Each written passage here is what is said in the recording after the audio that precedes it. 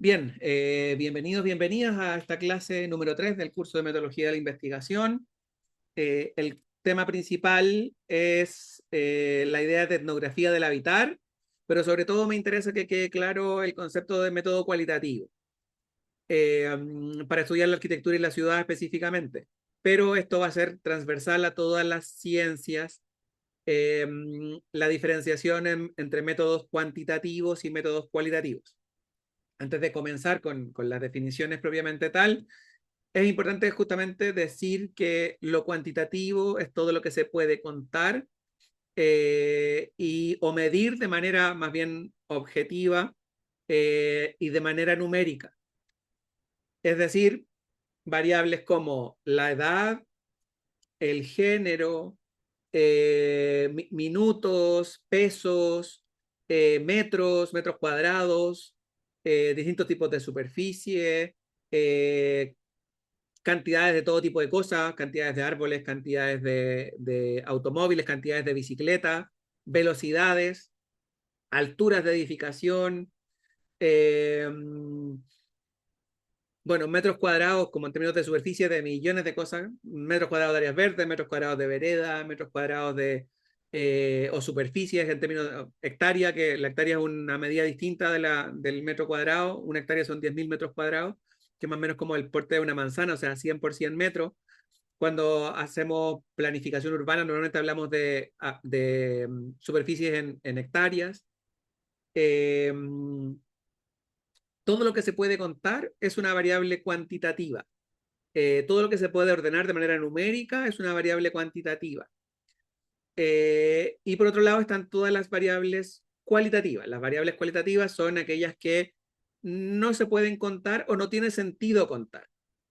Por ejemplo, eh, bueno, antes de dar ejemplos, me gustaría como que la idea de lo cualitativo también tiene que ver justamente con medir, o sea, lo cualitativo también se mide. No es que lo cualitativo no se mida, sino que lo cualitativo tiene formas distintas de medirse. Porque no tiene sentido contar, ¿cierto? Por ejemplo, mi, eh, mi gusto por la música. Si yo les digo como, la música me gusta 5, no tiene ningún sentido contar cosas, pero sí tiene sentido que les diga como me gusta mucho, me gusta poco, eh, la escucho todo el tiempo, por lo tanto soy fanático o no sé qué. Todo ese tipo de cosas son cualitativas, a pesar de que lo cualitativo también se puede medir de manera cuantitativa en general. Porque yo puedo decir como, bueno, escucho 30 minutos de música al día. Cuando digo escucho 30 minutos de música al día, estoy hablando de algo cuanti, pero también me da pista de cosas quali, como mi gusto por la música. Si yo comparase, tengo personas que escuchan 0 minutos, tengo personas que escuchan 30 minutos y tengo personas que escuchan 5 horas al día de música. Evidentemente, el de 30 será una cualificación media, le gusta medianamente la música, y alguien que escucha 5 es que alguien que le gusta mucho la música. Entonces, todo esto tiene como un matiz detrás, que es que básicamente, o preferentemente, muchas de las cosas quali se pueden medir de manera quanti. A pesar de que en investigación tenga poco sentido contar muchas veces las cosas. Pero muchas veces lo hacemos, sobre todo cuando tenemos más bien la facilidad por los métodos cuantitativos. O sea, si nos gusta contar cosas, nos gustan las encuestas, nos gusta medir, a veces es más fácil preguntarle a una persona de 1 a 10, ¿cuánto te gusta tu ciudad? Estamos midiendo el gusto por la ciudad, que es una cosa cualitativa, pero lo estamos contando de una manera cuantitativa. Le estamos pidiendo que nos ponga de 1 a 10. Entonces se cuenta. ¿Vale? Entonces ahí aparecen todo un grupo de variables que son variables más bien mixtas.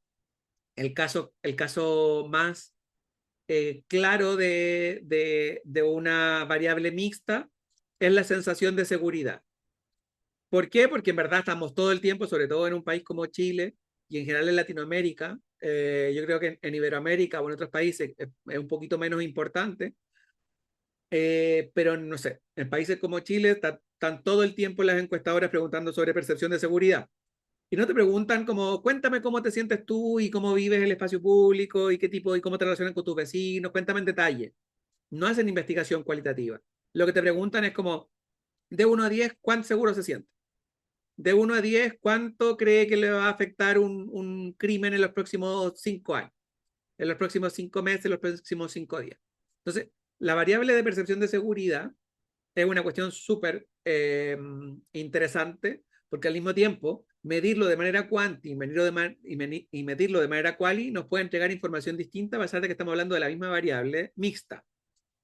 Entonces ahí está como una definición un poquito más amplia de qué significa quanti, lo que se puede cuantificar, lo quali, que más bien se puede cuantificar, pero no tiene tanto sentido. O sea, como preguntarle a alguien sobre como de 1 a 10, dime cuánto de enamorado estás, no tiene mucho sentido. Así que yo le preguntaría como, ya, pero cuéntame, ¿qué te genera esta persona?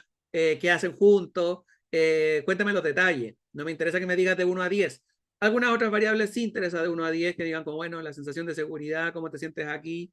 Y podemos tomar variables de cualidades y cuantificarlas. A veces es importante o interesante, a veces no, muchas veces no. Y la clase de hoy tiene que ver justamente con todas esas cosas que no nos interesa contar. Contar, no que yo no se las cuente, sino que no nos interesa contar, es decir, no nos interesa transformarlo en quanti, porque pierde justamente la gracia de investigar estos temas. Entonces, cuando hablamos de etnografía, hablamos de una metodología específica y profundamente cualitativa. ¿Ya? En la etnografía casi no hay cuantificación de nada. No nos interesan los números de ciertas cosas, nos interesan otras cosas. Y vamos a hablar de esa metodología y de otros métodos cualitativos complementarios o importantes, en verdad, hay algunos que son importantes, pero la etnografía de alguna manera engloba todo esto porque es una metodología bastante amplia que permite usar la mayoría de las metodologías quali en su desarrollo. Otra cosa importante de mencionar es que la etnografía es una de las metodologías de investigación más antiguas, de las más desarrolladas, sobre todo de los elementos quali, y que ha acompañado a las ciencias sociales por mucho, mucho tiempo y sobre todo a la ciencia de la antropología. La antropología es la ciencia que estudia los fenómenos humanos y las comunidades humanas. Y la etnografía es su principal metodología de investigación. ¿Sí? Los antropólogos y antropólogas trabajan preferentemente con la etnografía.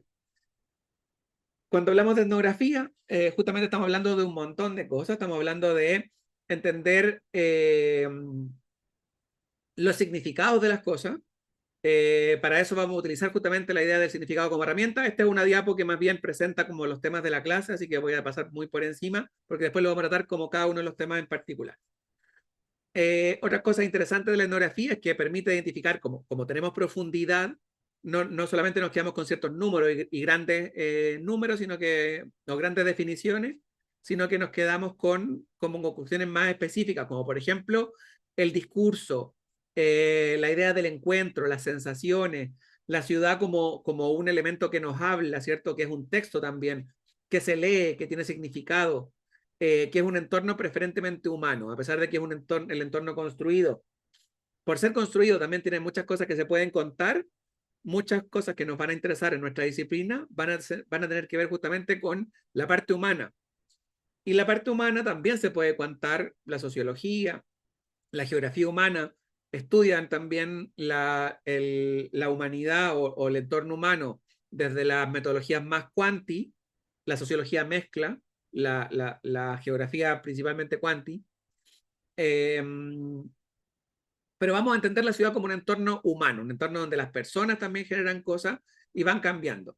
Y los arquitectos y las arquitectas tratamos de diseñar de alguna manera, pero el diseño no es suficiente para construir la realidad. El diseño es una parte de la realidad, es incluso más bien la variable más cuantitativa, la variable física, pero la variable más quali, justamente la idea de entender esa ciudad como una brecha de percepción entre el diseño, entre lo que hacemos nosotros como arquitectos y arquitectas de nuestra disciplina y lo que hace el usuario. Ahí el ejemplo típico, me imagino que lo han visto millones de veces, es que va el arquitecto o la arquitecta, diseña y dice en un parque o en un espacio público, por aquí deberían ir las personas. Y resulta que las personas pasan por encima del pasto y hacen una huella que es distinta. Esa idea de la brecha entre lo que diseñamos y lo que de verdad hace el usuario se llama brecha de percepción y es uno de los elementos más interesantes de investigar desde lo cualitativo. Nos interesa justamente entender el comportamiento de los usuarios para hacer mejor diseño en el futuro. Entonces, entendiendo que la ciudad tiene distintas dimensiones, entre ellas el entorno construido, que sí tiene como cuestiones más cuantitativas, pero también el entorno humano, que tiene cuestiones preferentemente cualitativas, vamos a tener que generar justamente investigación que trabaje también con la parte cualitativa, que en general es menos trabajada que la cuanti.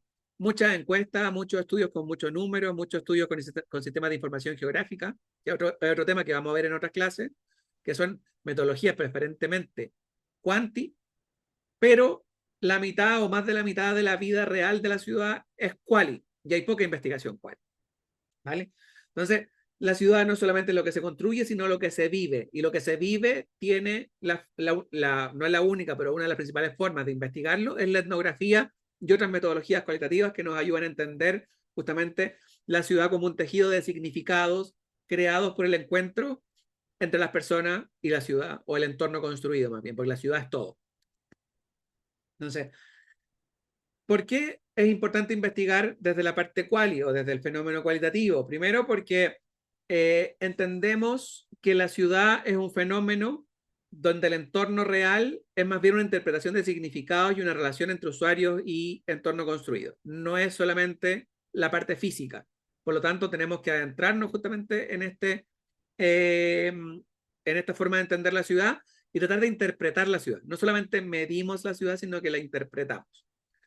Eh, Otra cosa importante es que la ciudad no se explica solamente por cifras, no solamente se explica por números y por grandes tendencias estadísticas. La ciudad se entiende justamente por cuestiones que están más allá de estos elementos y que son principalmente cualitativos, narrativas, formas de entender la ciudad, significados, semiótica, eh, y otras cuestiones que tienen que ver como, más bien con la estructura social y las estructuras incluso económicas, se estudian desde lo cual. ¿Vale? Y por último también el mundo creado, eso también es un concepto interesante, es diferente del mundo diseñado. Nosotros como arquitectos y arquitectas nos dedicamos más bien como a la idea de diseñar mundos, pero el mundo se crea por mucho más que el diseño. El diseño de alguna manera la base construida, pero luego el mundo creado lo crean las personas que utilizan ese mundo diseñado y construido, ¿vale? Entonces, cuando pensamos justamente en la investigación, ¿cuál es la que nos permite mezclar distintos elementos? Primero, cuestiones macro, estructurales, cuestiones más micro, desde lo cotidiano, cuestiones que tienen que ver con la estructura social, cuestiones también que tienen que ver con como la agencia y las acciones individuales. La agencia es la capacidad de las personas de influir en ciertas decisiones, ¿cierto? Eso se llama capacidad de agencia. Y yo tengo cierta capacidad de agencia en general, desde lo que hago en el día a día, ¿cierto? Porque paso por un lugar y hago y genero cambio, o incluso como en otros niveles, ¿no? Como yo participo, entonces puedo tomar decisiones, yo presiono, yo después también en algún momento voto, tengo una visión política, una cosmovisión. Todo eso es parte de lo que yo tomo y lo transformo en agencia para que la ciudad o el mundo creado también yo le pongo mi granito de arena. Todos y todas, salvo el que se va a vivir a la montaña solo y no participa de ninguna cuestión social, salvo los ermitaños, tienen capacidad de agencia, mayor o menor. Hay gente con mucha capacidad de agencia o grupos con mucha capacidad de agencia, mucha capacidad de influir en el mundo creado y en las decisiones sobre el mundo creado. Y hay gente que se involucra menos, que es más pasiva, que más bien, pero solamente por el hecho de estar en la ciudad tiene cierto grado de agencia, ¿vale? Entonces, muchas veces esa agencia se genera desde lo micro, desde lo cotidiano, desde el día a día. Entonces, hay una forma en que se mueve la ciudad que tiene que ver con la estructura, que tiene como una cuestión económica, tiene una dinámica social macro, tiene un montón de cosas que están como relativamente construidas, y tiene la agencia, que es la capacidad nuestra de influir en los cambios, ¿vale? Entonces, la única manera de entender eso es con investigación cualitativa. La investigación cuanti muy poco ayuda a entender justamente estas dinámicas. Temas importantes que nacen allí como temas de investigación son la gobernanza, la participación ciudadana, eh, los fenómenos justamente relacionados con la capacidad de ciertos actores de generar agencia, el impacto de los grupos económicos en las decisiones de planificación, un montón de cosas que aparecen allí como cuestiones interesantes. Y entonces ahí la etnografía, como esta eh, metodología más macro que puede mezclar otras en su interior, pero que principalmente se trata de ir y vivir la ciudad y analizarla desde uno como investigador, como investigadora, en su propia carne, se vuelve una metodología súper interesante y súper usada para hacer investigación de ese tipo. Mucha de la investigación contemporánea, perdón, más que la investigación, los temas nuevos en estudios urbanos y en arquitectura nacen de la observación propia del investigador o de la investigadora, o sea, nacen de la etnografía. Luego se transforman en métodos quanti, que la gente empieza a medir, a hacer encuestas sobre cierto tema, pero muchas veces nace de que alguien se da cuenta de que está pasando algo. Y eso es etnografía, estar allí y darse cuenta de que hay un fenómeno. Después, otras metodologías lo profundizarán, pero muchas veces los temas nacen de la identificación más bien desde la etnografía. Uno va por la ciudad y se da cuenta de cosas, intuye cosas, genera hipótesis sobre algo raro está pasando aquí, algo está cambiando, me gustaría investigarlo. Entonces, ese primer olfato de la investigación normalmente viene de la etnografía, de estar paseando por la ciudad y darnos cuenta de cosas. Y después hay otras metodologías que complementan, ¿vale? Entonces, esa idea de la inmersión en el campo siempre es importante para desarrollar investigación. Muchas veces el primer paso, cuando a alguien les va a tocar el próximo semestre hacer seminario de investigación 1, y los profesores de seminario les vamos a pedir, busquen un tema de investigación. Unos podrán ir a paper, a libro, ya más o menos saben, porque los cursos no sé qué. La mejor forma de encontrarse un buen tema de investigación es ir a la ciudad y observarla. Observar a las personas, observar el entorno construido y de ahí sacar un tema interesante, ¿vale? Entonces, la etnografía como herramienta para iniciar investigación siempre importante. Para revelar la agencia humana, es decir, la capacidad de influir en las decisiones, también es súper importante. Y también como método de caso extendido. Vamos a hablar de método de caso extendido en otra clase un poquito más en profundidad, pero tiene que ver justamente con entender que las ciudades también van replicando fenómenos. Los fenómenos no son específicos de un lugar, normalmente van cambiando, o sea, van siendo repetitivos en distintos lugares. Cuando empieza a pasar algo en una ciudad, normalmente está pasando también en otras, con sus propias características, pero en general los fenómenos tienden a compartirse. Entonces ahí la idea también como de el giro relacional con la investigación cualitativa también es importante. Se empiezan a investigar temas relevantes a nivel mundial cuando nacen de una investigación profunda en relación a un lugar específico y de ahí la teoría nace de abajo hacia arriba, de un caso hacia la generalidad y cuando algunos temas se ponen de moda empiezan a aparecer como fenómenos más bien globales y se empieza a analizar el giro relacional, ¿vale? Un caso o de los casos más interesantes de esto es la investigación sobre gentrificación. La gentrificación, que está muy de moda como tema de investigación, que es básicamente el desplazamiento obligado de las clases sociales más bajas de un barrio, reemplazados por otra clase más alta, dígase barrio Las Tarrias, un barrio normal de gente popular del centro, bueno, ni tan normal, pero bueno, ahí hay algo como también intermedio, y luego se empieza a poner de moda, se empieza a poner caro y empieza a llegar y empiezan a llegar personas a ese lugar que son de mayor estatus socioeconómico y las personas más pobres de ese lugar se tienen que ir por distintas razones. Ese fenómeno que se investigó durante los años 2000 en Chile nace en Inglaterra en 1964 con una socióloga urbana que se llamaba Ruth Glass, que desde la etnografía, desde entender su barrio en Londres y observar lo que estaba pasando, inventó el concepto de gentrificación.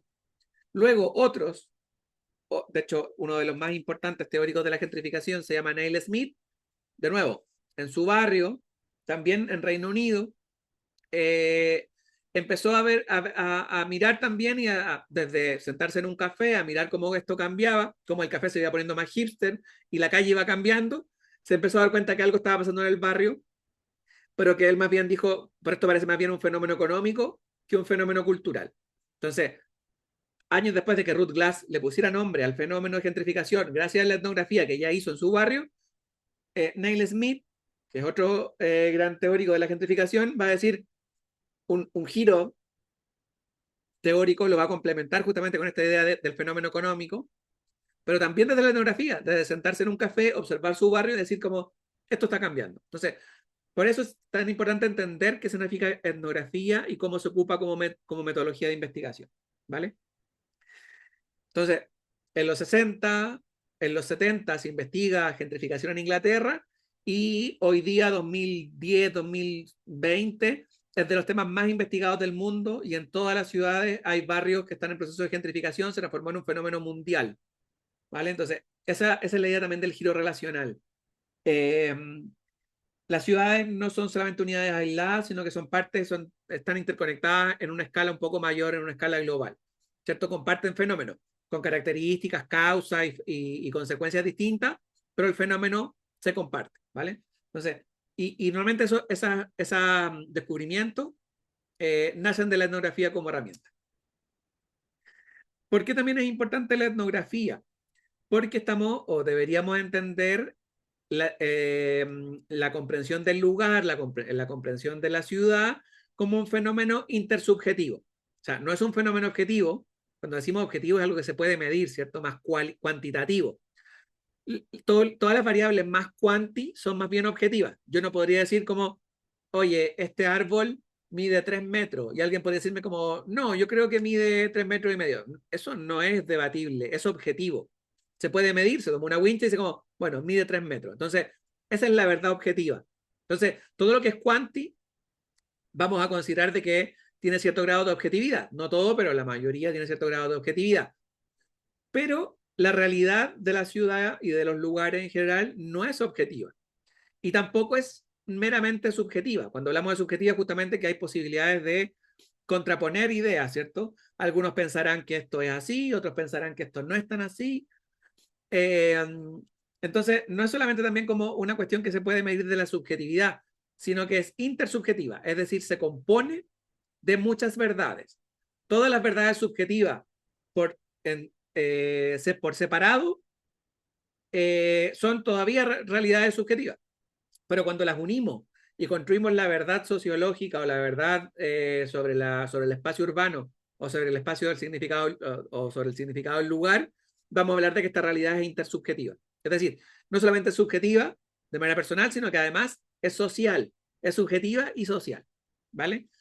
Entonces, este giro de entender que lo físico es una cosa, que también es importante, también que ese árbol mida 3 metros nos dice cosas, nos va a decir que ese árbol está a una buena altura, que es cómodo porque da sombra, si fuese más chiquitito no daría sombra, entonces quizás un árbol de 3 metros con cierto canopy, con cierta copa de árbol, que era cierta sombra, si eres una especie tal, no sé qué, todo eso nos sirve, pero evidentemente no da cuenta de toda la complejidad que significa la ciudad, y ahí está justamente la idea de la construcción del lugar desde un fundamento mucho más amplio que el meramente físico, sino que tiene que ver justamente con entender la ciudad también como un entorno visual, como un entorno verbal, hay imágenes, el espacio construido, salvo para las personas no videntes, es un espacio que lo observamos con la vista, pero también es verbal, está lleno de palabras, está lleno de significado. La ciudad se puede entender como un texto, dirán algunos teóricos de fenómenos más bien cualitativos. Eh, y está llena de estímulos conceptuales. Hay cosas que no se explican meramente por la cuestión física, sino que se explica por una multiplicidad de cuestiones intersubjetivas. En este sentido, también es importante hablar de las etnometodologías, de la etnografía como metodología urbana, en el entendido que nos permite saber cuestiones que son cada vez más relevantes para la ciencia urbana. Primero, el saber de las personas en lo cotidiano, el saber de la calle, ¿cierto? Jane Jacobs, otra teórica importante del urbanismo, va a decir, esta sociedad, o sea, lo que las personas saben de la ciudad me parece mucho más relevante que lo que me dice un estudio científico, o lo que me dice una encuesta, o lo que sabe planificación de las áreas verdes. Lo que las personas me dicen es mucho más importante. En base a ello va a construir un montón de teorías relacionadas justamente con la importancia de las personas en la ciudad. La proyección de la imagen pública también es importante. Nos desplegamos en la ciudad desde una imagen y desde una construcción social que generamos desde nuestro propio cuerpo. Eso también va a ser importante de la investigación eh, actual. Y por último, también generamos una relación con el espacio. Generamos apego, generamos identidad, generamos como distintas cosas que son difíciles de medir en términos cuánticos. Sería muy raro que yo le preguntara a alguien como, ¿Tienes identidad 5 con tu barrio? Más bien, lo que yo preguntaría sería como, cuéntame cosas sobre tu barrio y yo con eso que tú me cuentas voy a identificar si tú estás identificado o no, o en qué medida estás identificado con tu barrio. Entonces, esas cuestiones son importantes, cada vez más importantes para los estudios urbanos, la identificación, el apego con el barrio y todo ese tipo de cuestiones. ¿Vale? Entonces, cuestiones importantes, la ciudad es una invención que está en constante cambio, sobre todo por el despliegue de las personas, de los humanos en el espacio. También algunos autores más contemporáneos dirán, no solamente lo humano genera agencia, lo no humano también genera agencia. Ahí el principal autor de este tipo de teoría se llama Bruno Latour, también es como uno de los científicos relacionados con no cuestiones tan urbanas, pero sí cuestiones de las relaciones humanas con otras cosas, con lo no humano. Va a agregar complejidad a esto, ¿cierto? Cuando decimos lo no humano, decimos los animales, decimos la vegetación, también tienen capacidad de agencia, decimos las leyes, las normas, la construcción social que habita ese lugar, también es una cuestión importante. Todo lo humano, todo lo no humano, son tensiones que permiten entender el sentido del lugar y la ciudad. ¿Vale? Entonces, ahí hay cuestiones que tienen que ver justamente con toda la complejidad que implica estudiar la ciudad y por qué metodologías como la etnografía y las metodologías quali son tan importantes. Cuando hablamos de metodología etnográfica, hablamos de distintas formas de hacerla. La principal de ellas, bueno, vamos a hablar de esta porque nos interesa como estudiantes de arquitectura y estudiantes de urbanismo. Eh, la principal es como la auditoría espacial, la observación como auditoría, es decir, nos plantamos como investigadores, como investigadoras de la ciudad o de la arquitectura en el lugar y lo observamos. En ese sentido, también consideramos que la herramienta de medición somos nosotros mismos, porque nosotros estamos observando. Y también vamos a hablar de cuestiones que son importantes de considerar cuando nosotros mismos somos quienes hacemos este análisis. ¿Vale? Es absolutamente... A ver, por mucho tiempo fue criticado la idea de que el investigador de manera subjetiva tome notas, ¿no? Como que decían como, pero ¿cómo ahí le estás poniendo de tu cosecha? Estás como generando como...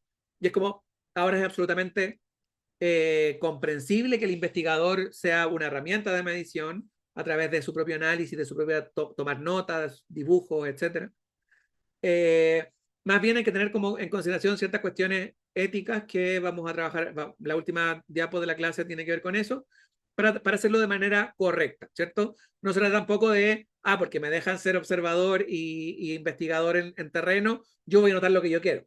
Hay que ser riguroso, hay que ser rigurosa, pero hay que tener como ciertas consideraciones éticas que son importantes, ¿vale? Entonces, esto también alimenta la observación en el espacio urbano, alimenta un montón de teorías. Seguramente han escuchado mucho de Jan Gehl, que es un investigador también, arquitecto, diseñador urbano, que también como que eh, ha trabajado mucho la idea como de la percepción y la auditoría espacial como un elemento de investigación en diseño. Eh, y William White, que también es como un gran investigador que sobre todo se dedicaba a la investigación del espacio público. O sea, iba, se sentaba en un espacio público, lo observaba y generaba investigación con ello. Pero hay cosas importantes que decir respecto de esto. Hay dos principales métodos y todas las variables entre medio que diferencian dos tipos de investigación etnográfica en terreno del urbanista o del investigador en urbanismo, que son un poquito distintas. La primera se llama observación participante. La observación participante es cuando el investigador se integra en el fenómeno, comparte la identidad del grupo, comprende las normas, se integra, es decir, forma parte del fenómeno. Es importante decir que esta idea nos genera como cierta pérdida de objetividad, pero eso también está bien, nos interesa subjetividad. Pero hay que declararlo. Siempre que uno es un observador participante, es decir, está metido en un fenómeno, tiene que declararlo para que quienes lo leamos después entendamos que en verdad fue una observación participante. Aquí, otra historia interesante.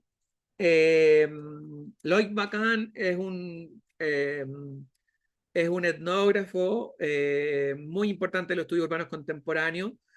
Su principal tema de investigación tiene que ver con segregación racial. Él es un investigador francés, blanco, y su investigación doctoral fue en un barrio negro en Estados Unidos. Se lo estaba haciendo su doctorado y dijo, voy a hacer investigación etnográfica y quiero investigar justamente la idea de segregación y estigmatización en fenómenos racializados, o sea, en barrios racializados de Estados Unidos. El problema es que él, al ser un observador externo, como investigador, entra y en verdad nadie le dice nada, nadie le comparte ninguna información, nadie, y estaba ahí como muy frustrado. Esta es una historia que cuenta él mismo, ¿cierto? Muy frustrado respecto de lo que estaba pasando. Y lo que decide justamente es involucrarse y pasar de una observación no intrusiva a una una observación participante.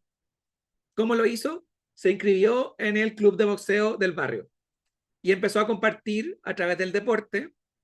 Incluso llegó como ahí a competir como semiprofesionalmente en boxeo, o sea, se hizo parte de la comunidad, ya todo el mundo lo conocía, y recién allí, como un observador participante, pudo hacer su investigación sobre marginalidad, estigmatización y racialización del espacio. Finalmente, su distancia con el espacio o con la comunidad que habitaba ese espacio lo obligó a ser un observador participante. Pero al mismo tiempo que eso se generó, él tuvo que declarar, ¿cierto? Decir como, bueno, pero ahora ya no estoy fuera del problema, o sea, no estoy fuera de la investigación, estoy dentro, soy parte del fenómeno investigado. Y mi acción, mi agencia, incluso como hombre blanco, que incluso ni siquiera es nativo del inglés y todo ese tipo de cosas, para estudiar este fenómeno también influye. Pero mientras se declare está perfecto, no hay ningún problema. Entonces, ese tipo de cuestiones son súper interesantes. Por otro lado está la investigación, la observación naturalista o no intrusiva, que justamente es la que se desapega, la que no entra, la que el investigador trata de mantenerse al margen. Ojo, no aislado, pero sí justo al margen. Es decir, cuando uno llega a un café, se sienta, toma nota, pero no se involucra en el fenómeno, eso es observación no intrusiva o observación naturalista, distinta de la participante, ¿cierto? Estamos pegados al margen, pero finalmente fuera. O nos sentamos en una plaza, observamos cómo las personas se mueven, observamos cómo es el fenómeno de la socialización, pero no nos involucramos, no nos metemos, no tratamos de generar dinámica, no nos ponemos a boxear con nadie, observamos desde esa línea del margen. Entonces, esas dos formas son las dos absolutamente válidas, ninguna es mejor que otra, solamente es importante decir como que hay dos formas de aproximarse a la etnografía, la participante y la no intrusiva, ¿vale? Y luego, entre medio, hay distintos niveles de profundización respecto de la participación, distintos niveles, como también una mezcla, a veces estoy al margen, a veces me meto un poquito más, a veces participo, pero no mucho, o a veces participo y soy el líder de un fenómeno, y soy el líder de un movimiento ciudadano, investigo como líder, eso ya es como una observación participante ya a full, entonces todos los matices que hay entre estas dos también existen, ¿vale? Lo importante es, como siempre, mencionar cuando uno está haciendo investigación, que lo está haciendo de esta manera. Táctica y registro. Tenemos que medir y por lo tanto tenemos que tomar notas. Tenemos que grabar, tenemos que sacar fotos, tenemos que grabar video. Aquí también hay una cuestión ética, no podemos grabar cualquier cosa ni sacar fotos de cualquier cosa, pero principalmente nos interesa esto, nos interesa recolectar información. Nota, el croquis es una herramienta también súper interesante que viene de nuestra disciplina. O sea, muy pocas otras disciplinas hacen croquis cuando observan el espacio urbano. Nosotros tenemos esa capacidad, tomar notas con dibujos, con esquemas, etc. Mapas conductuales, empezar a llevar un planito, empezar a pintar zonas, ¿cierto? Donde la gente hace más cosas, donde se generan ciertas concentraciones, qué sé yo. También es una herramienta muy utilizada. A veces esos mapas también son colectivos y si la observación es participante, lo puedo hacer también de manera colectiva, con gente de la comunidad que estoy estudiando y hacer un mapeo colectivo. También se usa mucho.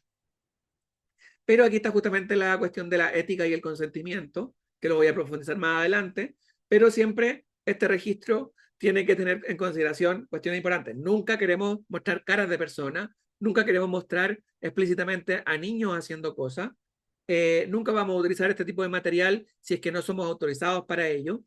Es material de análisis, es material propio. Si queremos publicarlo en un paper, en una tesis o lo que sea, en un trabajo, tenemos que pedir permiso. Sacamos esta foto, O anonimizamos, ¿cierto? Tapamos cara, hacemos blur de las caras para que no se vea quiénes son, y si queremos que aparezca la cara de la gente, tenemos que pedir permiso para ello, ¿vale? Entonces, cuestiones importantes de la toma de nota, si es que vamos a utilizar ese material internamente, no pasa nada, si lo vamos a usar externamente, tenemos que anonimizarlo, ¿vale? Entonces, aplicar este tipo de investigaciones se puede hacer en distintas cuestiones. Lo importante es que es una observación sistemática, no es ir y mirar simplemente y decir como, ah, listo, ya tengo la verdad y lo escribo. Y lo escribo en un paper, lo escribo, no. Esto es una observación sistemática con cierto grado de periodicidad. Yo me involucro en una comunidad, la conozco muy bien, voy muchas veces a sentarme a la plaza estudio ese material también en profundidad, ¿cierto? No es como ir y decir como, listo, esto es porque yo soy investigador profesional y digo que esto está pasando y listo, no. La etnografía, a pesar de ser un fenómeno o una metodología de investigación con cierto grado de subjetividad, no es al lote, sino que es sistemática y muy ordenada, con todas estas cosas que ya mencioné, ¿vale? Aquí voy a hablar de otra herramienta que a veces se utiliza mezclado con la etnografía y a veces no. Esta va a ser como también de las que vamos a trabajar en clase, vamos a hacer entrevistas. Después de hacer la encuesta que tenemos que hacer ahora, vamos a hacer entrevistas. Las entrevistas son distintas de la encuesta, pero la entrevista es una metodología quali, ¿vale? La entrevista es una serie de preguntas que pueden ser, bueno, de tres grandes tipos. Una entrevista estructurada que tiene unas preguntas muy exactas y yo quiero que la persona se explaye sobre esas preguntas, pero quiero hacerle esas preguntas sí o sí. La semiestructurada, que puede cambiar un poquito, es decir, tengo una estructurada de 3, 4 preguntas y una persona se adentra en un tema que yo no tenía considerado. ¿Le puedo preguntar sobre ese tema en profundidad? Sí, en una entrevista semiestructurada. Y luego están las entrevistas que no tienen ninguna estructura, que parten con un saludo, una pequeña explicación de la investigación, quizás una pregunta, pero nada más. El resto no tiene ninguna estructura. Va y uno le va preguntando a la persona que está siendo entrevistada en función de los temas que salgan. No tiene ninguna estructura. Entonces, dependiendo del tipo de pregunta y si tenemos flexibilidad o no, vamos a hablar de estructurada, semiestructurada o no estructurada. Pero lo principal de esto es que justamente con la entrevista como herramienta nos adentramos justamente en abrir esa caja negra del comportamiento humano en la ciudad, que es una de las cosas que menos sabemos, antes de diseñar sobre todo, ya sea urbanismo o ya sea arquitectura. Nos interesa que el usuario sea el centro de la investigación, por lo tanto queremos que hable mucho, queremos que nos explique todo, que nos explique en detalle. Por eso es quali, porque cuando hacemos una encuesta es como, bueno, dime esto. Si no, un, dos, tres, mala, buena, regular, no me interesa más detalle. Aquí en la entrevista me interesa el detalle. Cuéntame más, expláyate. Esa es la idea. Eh, Siempre con este rigor intersubjetivo, entendiendo que varias encuestas, o sea, varias entrevistas en conjunto, configurar la verdad sobre un fenómeno, no solamente una entrevista no nos sirve de nada, pero tampoco necesitamos 50, necesitamos un número suficiente para generar esta intersubjetividad, ¿vale? Sirve para varias formas de investigación en relación con la arquitectura y los estudios urbanos, sobre todo para la evaluación post-ocupación, es decir, la investigación que hacemos después que el edificio que diseñamos se ocupa. Idealmente hacer entrevistas a los usuarios viene muy bien para nuestro próximo proyecto. Genera justamente la idea de mejorar a través de la síntesis la programación arquitectónica, el diseño urbano, el diseño arquitectónico, sabiendo realmente ex post, ¿cierto? Después del diseño y la construcción, en el periodo de ocupación, ¿qué es lo que está pasando? La entrevista también se aplica en estudios urbanos un montón, ¿cierto? Nos interesa justamente lo quali a través de este tipo de cosas. Hablar con gente, ¿cierto? Un poquito distinto, yo lo digo, lo mencionaba antes, se puede ir mezclando. Estoy en un barrio, lo observo, me siento en la plaza y después que entiendo cierta parte de la dinámica, quizás me puedo acercar a una persona y preguntarle como, oh, ¿le puedo hacer una entrevista sobre este tema que tiene que ver con lo que está pasando aquí, qué sé yo? Entonces, se mezcla normalmente. O a veces uno tiene como conversaciones informales con las personas, justamente cuando está haciendo etnografía, que también sería como una entrevista no estructurada, una conversación informal Es decir, me acerco a alguien y le empiezo a preguntar algunas cosas que me interesaron, a saber un poco, sin ninguna estructura, sería una especie de entrevista no estructurada corta, ¿vale? Pero eso es básicamente lo mismo. Eh, a quién nos interesa, dependiendo del tipo de investigación? Entrevistar múltiples personas. Arquitectos, arquitectas, diseñadores de los espacios, nos interesa a los clientes, las organizaciones que nos contratan, personas que están pagando por los servicios de la arquitectura, del estudio urbano, y los ocupantes, los residentes mismos, ¿cierto? Los ocupantes del edificio, los residentes de una ciudad. Todo eso nos sirve. Cuando hacemos una investigación sobre urbanismo, me interesa hablar con el alcalde, la alcaldesa, me interesa hablar con los funcionarios municipales, me interesa hablar con los ciudadanos de esa comuna. Con todos ellos, porque entre todos ellos voy a construir una verdad. Entonces hago entrevistas a todos, ¿vale? Distinto de la encuesta, donde lo principal son los usuarios. Nos interesan cosas como las dinámicas de uso, el confort, el bienestar, cuestiones que tienen que ver justamente con esta idea de cultivar experiencia como una forma de entender el diseño, ¿vale? Diseño, de nuevo, no solamente de arquitectura, sino que de todas las escalas de lo que nosotros hacemos como arquitectos y arquitectos. Otra fórmula de investigación son los grupos focales o focus group, ¿ya? Básicamente un grupo focal es una entrevista grupal. Es decir, también de nuevo puede ser estructurada, semiestructurada o no estructurada, pero es juntar a un grupo, ahí dice entre 8 y 12, pero también pueden ser menos, con 5 también sale un buen focus group, en el que hacemos preguntas, pero que queremos que generen diálogo entre las personas. ¿Por qué nos interesa juntar? Muchas veces es más difícil de coordinar, pero mucho más rico que una encuesta. Nos interesa entender la interacción entre estas personas y el investigador ahí funciona como un moderador, como un catalizador de la discusión. ¿Y por qué es interesante? Porque aparece una perspectiva completa, mucho más allá de la individual, y sobre todo porque permite entender las controversias, los conflictos que hay en el espacio o en un lugar o en un edificio. Entonces, la cuestión del conflicto es propia de la idea de intersubjetividad. Cuando tenemos una realidad que se construye entre muchas personas, evidentemente hay muchas de ellas que van a estar en contraposición a otras, en formas de entender la ciudad o el lugar que sea, a la escala que sea, de manera distinta. Y ese conflicto, esa controversia nos interesa mucho como investigadores e investigadores, ¿vale? Entonces, con las entrevistas también podemos entender conflictos y entender tensiones, pero donde mejor se muestran justamente visiones contrapuestas, porque nacen de aquí, nacen de la discusión, es los grupos focales. Entonces, si queremos estudiar un fenómeno que tiene una controversia, es decir, o que tiene una como cuestión como muy clara en relación a dos posiciones, o incluso tres posiciones, o tres formas de entender la ciudad, lo que decía antes, juntar a un funcionario municipal con ciudadanos y con, no sé, con ciclistas, nos va a poder, o sea, hacemos un grupo focal con ese grupo de personas y podemos entender mucho mejor el fenómeno de una ciclovía en la ciudad. Entonces lo entendemos de la planificación, lo entendemos del fenómeno de que hay plata, no hay plata, de que tenemos que ciertos estándares, de que hay leyes. Tenemos el del ciclista que ocupa este espacio para moverse, necesita cierta velocidad y necesita ciertas condiciones y seguridad y separarse de los automóviles, lo que sea. Y tenemos la visión del usuario, que de la persona que camina, que puede ser que vea este lugar y vea que la velocidad de la bicicleta lo puede asustar, de que los cruces son complejos. Mezclando todo eso, vamos a entender el fenómeno con mayor detalle. Entonces, el grupo focal es muy importante para este tipo de cuestiones, donde hay controversia, y en casi todos los fenómenos urbanos hay controversia, ¿vale?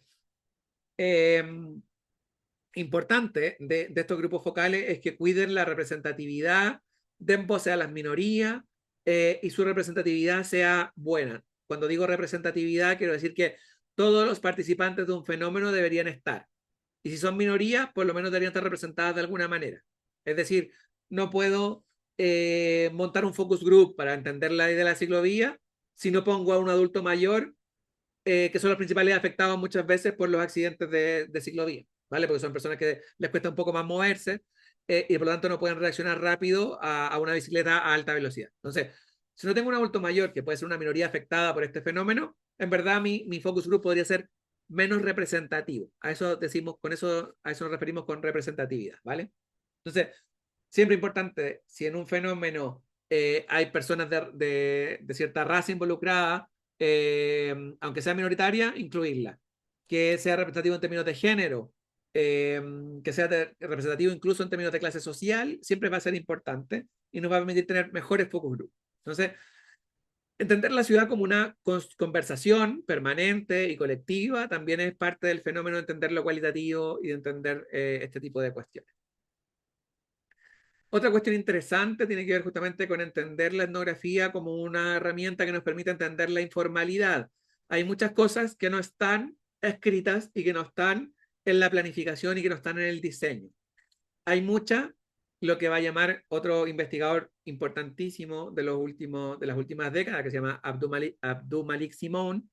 Él nos va a hablar justamente de entender la infraestructura humana como un elemento esencial de la ciudad.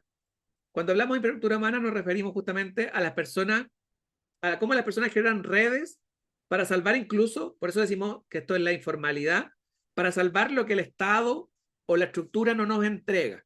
Entonces, muchas veces las condiciones del hábitat de las personas no solamente tienen que ver con la infraestructura que haya, sino que también las redes sociales que se generan.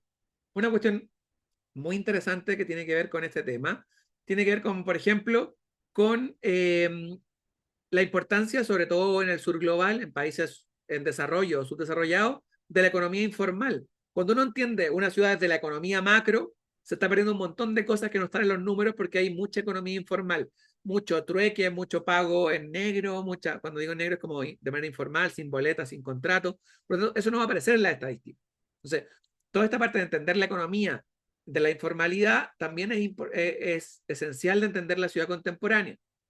La ciudad es una cosa también que está en proceso y muchas cosas se generan en la interacción humana. Y por último, también hay una idea de que hay dinámicas de la mayoría que no están en los números porque muchas veces están sumergidas, están dentro de una complejidad mayor que solamente hacemos emerger a través de la etnografía de esta cuestión, de entender un lugar también desde lo informal, desde las cosas que no están escritas en las leyes y las cosas que no están escritas en los números, nos permite entender mucho mejor la ciudad.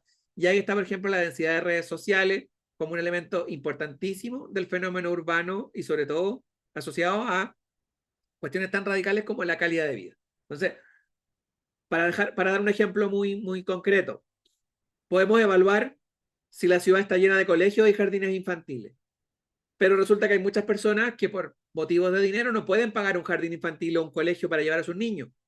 Pero resulta que sí hay personas en el barrio o personas en la familia que cuidan niños. ¿Podemos decir que esos niños entonces están poco cuidados porque no hay jardines infantiles? No, los jardines infantiles son una infraestructura educacional, ¿cierto? Normalmente formal, a pesar de que también hay jardines informales, normalmente un jardín, ya sea del Estado, ya sea de una empresa, lo que sea, una sala cuna, lo mismo. Eh, y hay una infraestructura más clásica, formal. Pero luego hay un montón de niños que son cuidados por sus abuelos, por sus abuelas, por un vecino, por una vecina que cuida a varios niños de un lugar, que hace esa tarea porque los padres trabajan hasta más tarde y los niños salen antes del colegio.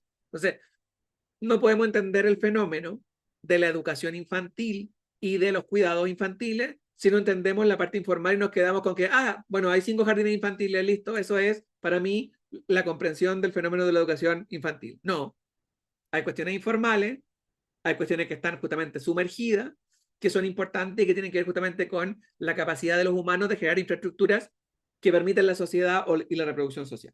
¿Vale? Cuestiones centrales de esto tienen que ver justamente con entender el urbanismo como una cuestión cotidiana. El urbanismo cotidiano también es de los temas más interesantes del fenómeno urbano contemporáneo. Muchos estudios se plantean de entender el urbanismo desde lo cotidiano. Los microespacios ignorados, ¿cierto? Cuando entendemos la ciudad de sus avenidas, no tienen nada que ver respecto de la ciudad entendida desde sus pasajitos, desde las dinámicas sociales que se generan allí, desde los microespacios. El rol de las personas en esos microespacios y en la agencia en general de lo cotidiano. Lo ordinario, lo que pasa normalmente en nuestros barrios, tiene que ver más bien como con cuestiones que son de este tipo, ordinario no en el sentido como peyorativo, sino que en el sentido de lo cotidiano. El cambio social es permanente y muchas veces no es formal, es es informal hasta que se formaliza, y la gente también es infraestructura. Entonces, todos esos fenómenos generan justamente una perspectiva distinta de entender desde la etnografía y desde los estudios cualitativos la ciudad de una manera mucho más completa que estudiarlo desde los grandes números, desde lo cuántico. Entonces, cuestiones de seguridad, orden social, diseño formal e informal, tienen que ver con ese tipo de cuestiones. Las formas que evolucionan post el diseño también.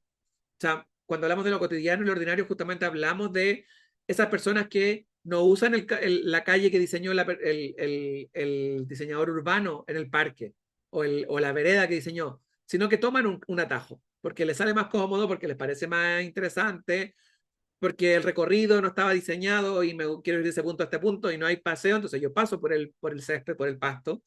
Entonces, esa idea de la evolución del diseño, post-diseño, es muy importante para este tipo de cosas. Cuestiones interesantes que nacen justamente de esta comprensión del urbanismo cotidiano, del urbanismo informal, son cuestiones tan interesantes como que el 29% de los hogares en algunos países, bueno, este estudio ya no me acuerdo dónde saqué la fuente, pero tiene que ver justamente con lo que hacía este investigador que se llama Abdul-Malik Simón. Él, en esta investigación de lo cotidiano, se dio cuenta que mucha gente plantaba gran parte de sus vegetales y 29% de los hogares practicaban, no todas las verduras las tenían, pero algún tipo de agricultura urbana hacían, sobre todo en lugares más precarios, más vulnerables, ¿cierto? A niveles socioeconómicos bajos, la gente planta su cilantro hasta sus tomates. Y al mismo tiempo se dio cuenta que el 64% de los agricultores eran mujeres. Entonces, este tipo de cuestiones que parecen números, o sea, son números, perdón, son cuantitativos, son muy interesantes, pero nacen del estudio de lo cotidiano y de la etnografía, de meterse en estas realidades y de entender lo informal, entender lo cotidiano. Después podemos medirlo y cuantificarlo, pero antes tenemos que verlo. Y para verlo, muchas veces, la mejor metodología es la cualitativa. ¿Vale? El encuentro, la idea de que las personas se encuentran en el espacio público, se encuentran en la ciudad y generan relaciones, también es parte importante de los estudios contemporáneos relacionados con la cuestión cualitativa. Una de las cuestiones más interesantes o de los temas más importantes en investigación urbana tiene que ver con la segregación. La segregación ha tenido distintas explicaciones a lo largo de su historia y ha tenido formas distintas de investigarse. Entonces estamos hablando de que entre 1900 y 1940 se entendía la segregación como una segregación dentro de la ciudad con distintos tipos de vivienda, en edificios incluso compartidos. O sea, había segregación dentro de los edificios. Muchas veces se entendía que las clases bajas estaban en la parte alta porque no había ascensor, entonces en la parte alta del edificio la gente que tenía que subir más era más precaria. Ahora es incluso contrario, la gente que más plata tiene, porque hay ascensor sobre todo, se va a las plantas altas porque hay más luz y hay otras condiciones mejores. Luego hablamos de que las ciudades crecieron mucho y se generó una segregación centro-periferia. En el centro vivían las clases altas y las clases acomodadas, y a las periferias se fueron las personas que no podían pagar, por lo tanto las clases más vulnerables se iban a la periferia. Entonces había una segregación centro-periferia. Hoy día la investigación habla de una realidad completamente distinta. Habla de los espacios fortificados, los enclaves fortificados. Todo el mundo se está encerrando y la segregación tiene que ver justamente con esas barreras que se generan, ya sean los condominios cerrados de la periferia de clase alta, los countries en Argentina, eh, los condominios en Chile, etcétera, y también incluso enclaves de personas vulnerables que no están en un enclave, no están encerrados en una reja propiamente tal, pero por el grado de vigilancia que tienen y porque tienen pocas capacidades de moverse y porque la movilidad es mala desde sus sectores, se ven que están encerrados en un lugar, a pesar de que no haya reja como en los condominios, tienen poca movilidad, por lo tanto, también tienen cierto nivel de enclave, aunque no tanto de fortificación, pero sí de enclave. Entonces, esa segregación ya en espacios cerrados donde no hay unión social es de las cuestiones también más interesantes que se estudia desde las hipótesis más cualitativas. También se estudia con métodos cuanti, ¿cierto? Podemos medir cuántas personas, cómo se segregan, cuál es el grado de segregación, pero sobre todo nos interesa entender por qué se genera el fenómeno. Y esa comprensión de por qué se genera muchas veces está en esta investigación del espacio, en esta investigación de la cohesión social, que se investiga desde los métodos más cualitativos. Entonces, la idea de una ciudad inclusiva se va a entender más bien desde lo cual y que desde lo cuánto, o va a empezar su investigación desde este enfoque. Ahora llevándolo más bien a la arquitectura, que también nos interesa, ¿cierto? Hemos hablado mucho de urbanismo porque cuando hablamos de etnografía hablamos de urbanismo, pero eso también tiene una aplicación propia en la arquitectura. La arquitectura es principalmente, o van a decirlo, sobre todo los arquitectos contemporáneos, eh, si hablamos en términos históricos, después del modernismo, o sea, del posmodernismo en adelante, vamos a hablar de que la experiencia vivida es muy importante. Vamos a hablar ahí de la fenomenología, la ciencia que estudia los sentidos, la vista, el oído, el olfato, el gusto, el tacto. Eso es la fenomenología, ¿cierto? La ciencia que estudia cómo el humano se relaciona a través de los sentidos con las cosas. Nos va a permitir entender justamente la arquitectura desde la experiencia vivida. Más allá de la experiencia física propiamente tal, el espacio genera sensaciones y de alguna manera las distintas configuraciones espaciales nos generan cuestiones que no se pueden medir de manera, y lo decía antes, ¿cierto? Como de manera cuantitativa. No tiene sentido que yo te pregunte como, o bueno, a veces tiene sentido, pero es menos rico si es que yo te pregunto, dime si te sientes bien de 1 a 10 en este espacio. No, yo quiero que cuéntame todo lo que te pasa en este espacio. ¿Qué cosas te llaman la atención a la vista? ¿Qué texturas te llaman la atención? ¿Cómo te impacta? Entonces, esa idea de entender la arquitectura de la fenomenología es cada vez más importante. Entonces, ahí aparecen como distintas teorías que tienen que ver justamente con entender que la realidad del espacio a nivel de la arquitectura, pero también a nivel de la ciudad, es un fenómeno más bien afectivo, es un fenómeno de sensaciones y de afectos que generamos justamente con los espacios, con las personas en el espacio, que también es una cuestión importante del urbanismo, y cómo el diseño justamente genera esta sensación. Mucho más cuantificable la idea, por ejemplo, de confort ambiental, que tiene que ver como con los rangos medios parametrizados, pero también el confort es una cuestión no preferentemente cuantitativa. Se puede cuantificar el confort, ¿cierto? Pero porque hay temperaturas, hay colores, hay humedades que nos generan mayor o peor confort, pero también hay cuestiones como el color, cuestiones como la luz, si un lugar es muy oscuro, muy iluminado, o está bien, o tiene verde, o no sé qué, nos genera sensaciones distintas. Ese confort que viene del bienestar interior también es importante para nosotros como diseñadores del espacio. Entonces, cuestiones interesantes ahí en términos de cómo se investiga. Superar el lenguaje lógico de la relación entre personas y espacios, sino que hay un lenguaje más bien ilógico que tiene que ver justamente con esa idea de sensación, y también cómo superar o adentrarse justamente en el diálogo con otras técnicas como la representación gráfica, pedirle a las personas que dibujen un espacio es de las cosas más interesantes.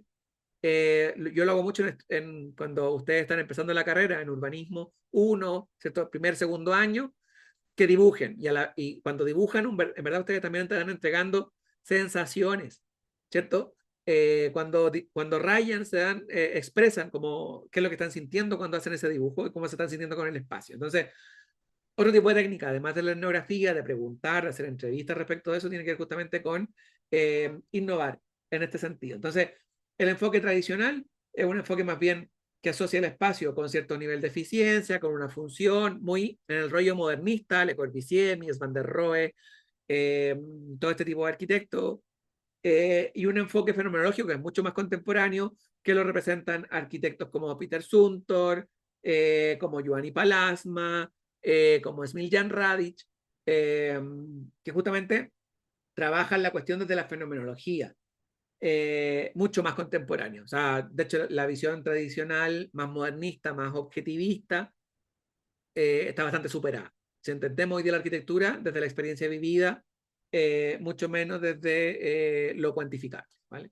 Entonces, esto ya lo mencioné antes, pero también quería profundizar un poquito sobre la etnografía como metodología de investigación postocupacional. Cuando digo postocupacional es como cuando el edificio está ocupado o cuando el diseño urbano, la plaza que diseñé, ya está ocupada. Entonces, hay un grupo de elementos que le llamamos sensores, cosas que miden, cosas que cuantifican cosas, que nos dan mucha información. Hay un montón de sensores en la investigación cuántica que voy a hablar un poquito más de sensores, porque tenemos sensores de contaminación, sensores de acústica, sensores de temperatura, tenemos millones de sensores en la ciudad permanentemente. Pero eso, de nuevo, no es suficiente. Tenemos que entender lo que la etnografía nos entrega, nos revela. Cosas como las sensaciones, cosas como el sentido de pertenencia, la comunicación, la forma en que las personas se comunican entre ellas, interactúan, eh, el contenido emocional, simbólico, las dinámicas sociales del entorno, todo eso ningún sensor nos va a entregar, ¿vale? Nos va a entregar la etnografía y la investigación cualitativa. Y finalmente, la captura de anomalías o malos rendimientos o cuestiones que están desapegadas están en la relación entre lo que entrega un sensor y lo que entrega la etnografía. Entonces, son herramientas complementarias. Hay también, de nuevo, como algunas cuestiones interesantes que tienen que ver con el tipo de etnografía que vamos a hacer, si es más participante o es más naturalista, más externa. Se complementa con entrevistas en profundidad, grupos focales, o sea, idealmente voy a un edificio cuando ya está ocupado, lo observo, tomo nota, ¿cierto? Etnografía, me involucro a veces, no me involucro tanto, hago entrevistas, hago grupo focal a los usuarios, hago mapeos conductuales, hago fotos de cómo la gente se mueve y con esa información genero un informe o una investigación de o una evaluación postocupacional, ¿vale? Entonces, aquí se mezclan muchas cuestiones que tienen que ver con esto y además si tengo datos de sensores del edificio, mejor todavía. Entonces, hay alguna investigación completa de este tipo. Por último, y cuestiones importantes que tienen que ver con este tipo de formas de investigar, tienen que ver como con la ética. Lo mencionaba antes, que hay que tener como ciertos cuidados. No es llegar e investigar a grupos humanos. Hay que tener ciertas consideraciones. Primero, lo más básico, pedir permiso siempre. Si es que voy a hablar con alguien, le pregunto, ¿puedo grabarlo? ¿Puedo sacarle fotos? ¿Estoy investigando tal? ¿Le puedo contar? ¿Le puedo preguntar cosas? Entonces, siempre, primero, lo más importante siempre es pedir permiso, ¿vale? Aquí no se vale eso de pedir disculpas, siempre se pide permiso primero. Pero hay otras cuestiones que son mucho más profundas, que tienen que ver como cómo cuidamos de que nuestros estudios sean buenos. Primero, hay una cuestión que se llama como el pilar de la autorreflexividad, que tiene que ver con, primero, entendernos como investigadores e investigadoras que tenemos cierta posición.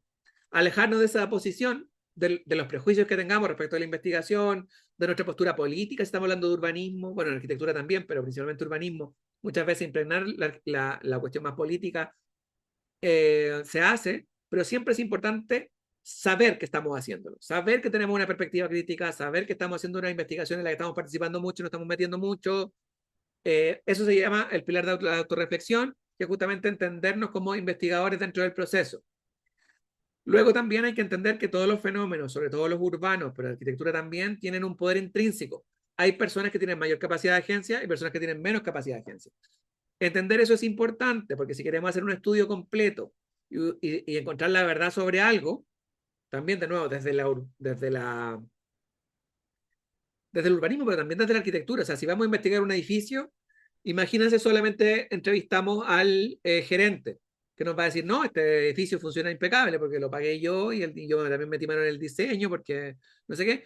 No, hay que investigar a todo el mundo, desde el que tiene más poder hasta las personas que hacen el aseo. Las personas que hacen el aseo en un edificio son de las partes más importantes y ojalá estas personas también estén cómodas. Entonces, ese desequilibrio de poder hay que entenderlo y hay que estudiarlo así. Entonces, todas nuestras metodologías tienen que integrar esta idea de grupos que pueden tener menos poder y menos capacidad de agencia, pero que también son importantes de nuestra investigación. Otras cosas que hay que evitar y son muy peligrosas tienen que ver con la exotización, es decir, tomar un grupo y transformarlo en una cosa como exótica y rara, tratar de que sea como interesante para todo el mundo. Ese tipo de cosas no se hacen, ¿cierto? Nosotros vamos, entendemos la realidad y la contamos tal cual. No tratamos de exotizar un grupo de personas o un lugar, ¿cierto? No nos interesa como investigadores. Tampoco nos interesa ser sensacionalistas, ¿cierto? Como esto va muy en contra de lo que implica, como por ejemplo, la lógica de las redes sociales, del clickbait, de lanzar un titular cuando después en verdad no es tan así. Entonces, en investigación no hacemos clickbait, no hacemos como sensacionalismo, no llamamos la atención con una cosa como que después no es verdad, ¿no? Nos interesa eso. Y tampoco nos interesa, y somos cuidadosos respecto de el dilema de la limpieza. Cuando nos acercamos a un lugar a investigarlo y lo tomamos desde este lugar, hay que mejorarlo. Y para mejorarlo muchas veces hay que sacar a ciertos grupos, generar como ciertas condiciones para que esto no, para que ciertas cosas sociales que suceden ahí ya no pasen. Eh, es muy perjudicial para ciertas personas, pero también para la investigación. Tratamos de alejarnos de tratar de limpiar, ¿cierto? Como esta idea de llegar y decir como yo voy a investigar para que esto esté mejor y más limpio. Más limpio en el sentido más amplio, no solamente en el limpio en términos físicos, limpio en términos raciales, limpio en términos en términos sociales. Entonces, cuando llegamos a un lugar, vamos a evitar justamente entender que hay cierto grupo que es indeseable, por ejemplo. Esto es típico de la investigación, es un error que muchas investigaciones han cometido, que es como, bueno, parto desde que las personas en situación de calle no deberían estar aquí. Entonces yo investigo todo para que, o consejos de la limpieza, ¿cierto? Que implica justamente en decir, yo invisibilizo esta realidad. O lo que decía antes, no quiero investigar a las personas que hacen el aseo porque, mira, vienen un ratito, vienen de noche, invisibilizo, limpio, ¿no? Como quito bulla de mi investigación, pero si eso lo hago estigmatizando o eliminando un grupo, no es una buena investigación. Lo que hablábamos también como de entender la investigación, o que esta investigación debe ser como amplia en términos de género, clase, raza, estatus ciudadano, económico, sexualidad, todo ese tipo de condiciones es importante. O sea, si vamos a diseñar una investigación etnográfica, o focus group, entrevista, tenemos que ser inclusiva e involucrar la mayor cantidad de personas posibles con sus diferencias. ¿Vale? Entonces, importante justamente toda esta cuestión más bien de generar, bueno, esto de entender la ciudad también como un fenómeno en que mezclamos género, raza, clase, eh, estatus de ciudadanía, etcétera, incluso como legalidad, ilegalidad, un montón de cosas, se llama interseccionalidad. También son como de los enfoques más interesantes de la investigación contemporánea. Así como muchas investigaciones se paran desde el enfoque interseccional. Eso como por decirlo, para también como no solamente es importante cuidarlo, sino que además ahora mismo es un enfoque de investigación cada vez más importante. Lo que nos interesa aquí es que más bien la investigación sea algo que aporta, eh, que, no, eh, que no elimina o que no invisibiliza a ciertos grupos, porque sí, idealmente no invisibiliza a nadie, sobre todo porque en verdad la ciudad no solamente y la arquitectura no solamente es un fenómeno en el que no queremos o al que no nos interesa entenderlo de manera parcial, nos interesa entenderlo intersubjetivamente y esa intersubjetividad se compone de todos y todas quienes hacen uso de ese espacio, ¿vale? Entonces, esa idea de la investigación y la ética de la investigación tiene que ver como con este tipo de cuestiones, además de lo que ya dije, hay que tener como cuidado con a quién le sacamos fotos, qué ponemos, cómo lo anonimizamos y todo ese tipo de cuestiones que también son ética de la investigación, ¿vale? Eso respecto de la clase de hoy. Voy a parar un poquito la grabación porque quizás se me fue de minutos y nos detenemos a conversar un poquito sobre estos temas.